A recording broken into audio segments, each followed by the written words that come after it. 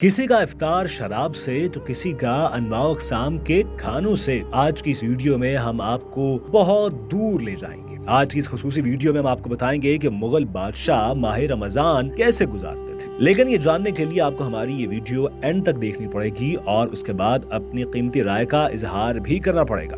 آپ کو بتاتے ہیں کہ اس خطے میں یعنی پاکستان اور انڈیا پر طویل سالوں تک حکمرانی کرنے والے مغل بادشاہ اپنا رمضان کیسے گزارتے تھے۔ ہندوستان میں 300 سال تک حکمرانی کرنے والے مغل بادشاہوں کے دور میں رمضان کا چاند نظر آنے کا اعلان 11 توپوں سے گولے داغنے سے کیا جاتا تھا۔ مغل بادشاہ بابر کے بارے میں کہا جاتا ہے کہ بابر روزے بھی رکھتے تھے اور نمازیں بھی قضا نہیں کرتے تھے، لیکن شراب اور معجون کے بھی رسیا تھے۔ یہ بھی کہا جاتا ہے کہ بابر نے ہندوستان آنے کے بعد شراب پینے سے تو توبہ کر لی تھی، مگر معجون کا نشہ ترک نہیں کیا تھا۔ محققین لکھتے ہیں کہ ہندوستان میں مغل حکمرانوں میں بابر نے سب سے پہلے دین پر ختم ہونے والا خطاب اختیار کیا، یعنی ظہیر الدین محمد بابر پادشاہ غازی۔ ان کے بعد ان کے جانشینوں نے اس روایت کو جاری رکھا۔ ناصر الدین محمد ہمایوں، جلال الدین محمد اکبر، نور الدین محمد جہانگیر، شہاب الدین شاہ جہاں، محی الدین محمد اورنگزیب عالمگیر وغیرہ۔ ہمایوں بھی روزے تو رکھتے ہوں گے۔ گلبدن بیگم کی کتاب ہمایوں نامہ سے البتہ ان کے افیم استعمال کرنے کا بارہا تذکرہ بھی ملتا ہے۔ بادشاہ اکبر کے بارے میں کہا جاتا ہے کہ وہ باجماعت نماز پابندی سے پڑھتے تھے، خود اذان دیتے تھے، امامت کراتے تھے اور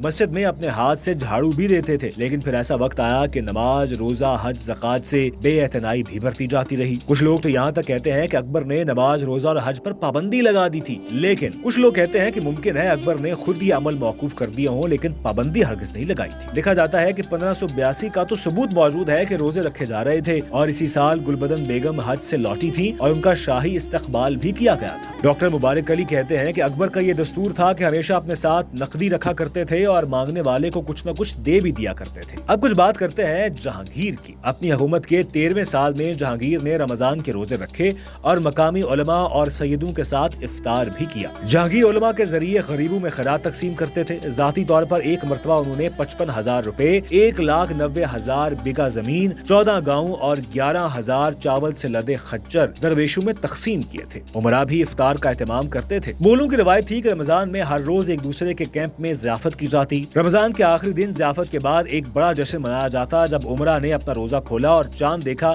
اس موقع پہ توپیں بھی چلائی جاتی تھی۔ کہا جاتا ہے کہ اکبر سے لے کر شاہ جہاں کے زمانے تک سب سے زیادہ شان و شوکت سے منایا جانے والا تہوار نوروز تھا۔ اورنگزیب عالمگیر نے عیدین کو نوروز سے زیادہ شان و شوکت سے منانا شروع کیا۔ عالمگیر نے اپنی تخت نشینی کے کچھ عرصے بعد نوروز کے تہوار کو ختم کر دیا اور اس کی بجائے عید الفطر اور عید الاضحیٰ اور رمضان کے دنوں میں افطار کی تقاریب کو ترجیح دی گئی۔ عید الفطر کی اہمیت اس لیے بھی زیادہ ہو گئی کہ ان کی تخت نشینی اس کے قریب ہوئی تھی، یعنی رمضان میں اورنگزیب نے اپنی تخت نشینی کے جشن کو عید تک بڑھا کر دونوں کو ملا دیا۔ عالمگیر نماز روزے پر سختی سے کاربند رہے، ہمیشہ باجماعت نماز ادا کرتے، رمضان میں تراویح کا خاص اہتمام کرتے اور رمضان کے آخری عشرے میں اعتکاف بھی بیٹھتے۔ اس طرح ہفتہ میں 3 دن پیر، جمعرات اور جمعہ کو روزہ رکھتے۔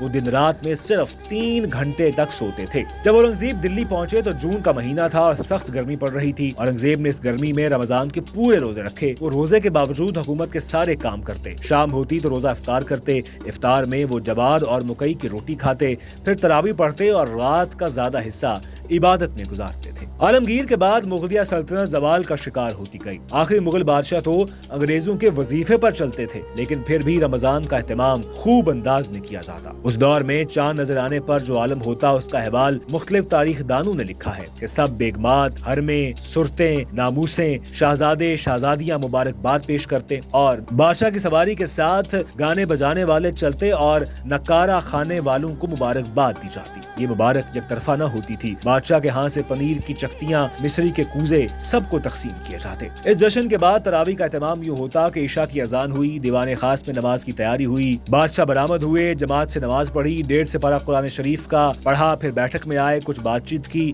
حقہ نوش کیا اور پلنگ پر آرام کیا۔ اس دور کے تاریخ دانوں کے مطابق غریب لوگ ویسے بھی دن میں صرف 1 مرتبہ کھانا کھانے کی سکت رکھتے تھے۔ تھوڑے بہت خوشحال لوگ البتہ دن میں 2 مرتبہ کھا لیتے تھے۔ غریب آدمی کی غذا میں گھیوں شامل نہیں تھا، بلکہ چاول، جوار، باجرہ اور دالیں کھاتے تھے اور ترکاریوں کا استعمال زیادہ کیا جاتا تھا۔ ادھر مغل دربار میں سحری کی تیاری کا احوال لکھا جاتا ہے کہ 1.5 پہر رات باقی رہی، اندر محل باہر نقار خانے اور جامع مسجد میں پہلا ڈنکا سحری کا شروع ہوا۔ سحری کے خاصے کی تیاری ہونے لگی۔ دوسرے ڈنکے پر دسترخوان چننا شروع ہوا۔ تیسرے ڈنکے پر بادشاہ نے سحری کا خاصا، بادشاہ کے لیے مخصوص کھانا لایا جاتا۔ عام دنوں کے خاصے کی تفصیل جان لیں، شاید سحری کے خاصے میں ان میں سے کچھ کھانے نہ بنائے اور کچھ کھانے بنائے جاتے۔ چپاتیاں، پھلکے، پراٹھے، روغنی روٹی، برری روٹی، بیسنی روٹی، خمیری روٹی، نان، شیرمال، گاؤ دیدہ، گاؤ زبان، کلچا، باقر خانی، غازی روٹی، بادام کی روٹی، پستے کی روٹی، چاول کی روٹی، گاجر کی روٹی، مصری کی روٹی، نان گلزار، نان قماش، نان تنکی، بادام کی نان خطائی، پستے کی نان خطائی، چھوارے کی نان خطائی شامل ہوتی۔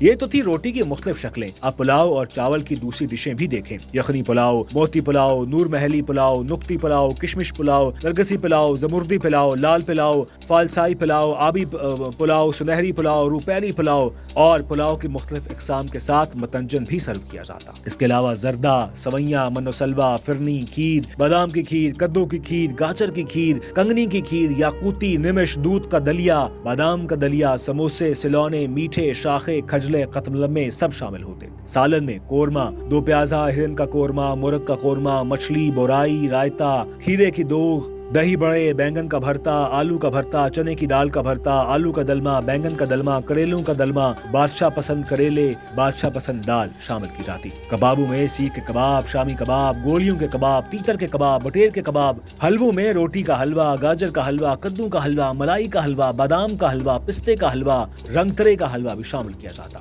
سحری کے بعد بادشاہ بھنڈا یعنی حقہ پیتے اور پھر صبح کی توپ چلائی جاتی۔ اب کھانا پینا موقوف ہوا اور روزے کی نیت کر لی جاتی۔ دن بھر یوں گزرتا کہ صبح ہوئی، نماز پڑھی، درگاہ میں جا کر سلام کیا، باہر ہوا کھوری کو سوار ہوئے، سواری پھر کر آئی، محل میں لوگوں کی کچھ عرض و معروض سنی، دوپہر کو آرام کیا، سپہر میں افطار کا اہتمام شروع ہو جاتا۔ تیسرا پہر ہوا، محل میں تندور گرم ہوا، بادشاہ کے لیے ایک سنہری کرسی لگا دی جاتی۔ عصر کا وقت ہوتا، نمازیں پڑھ پڑھ کے روزہ کشائی کی تیاریاں ہونے لگتی۔ ایک جانب گلاس، تشتریاں، رکابیاں، پیالے، پیالیاں رنگ برنگے، چینی اور چمچے سینوں میں لگے ہوئے رہتے۔ ایک طرف کوری کوری جھجریاں اور سرائیاں، کاغذی آبجوزے اور پیالے چھوٹے چھوٹے لٹکنوں پر رکھے جاتے۔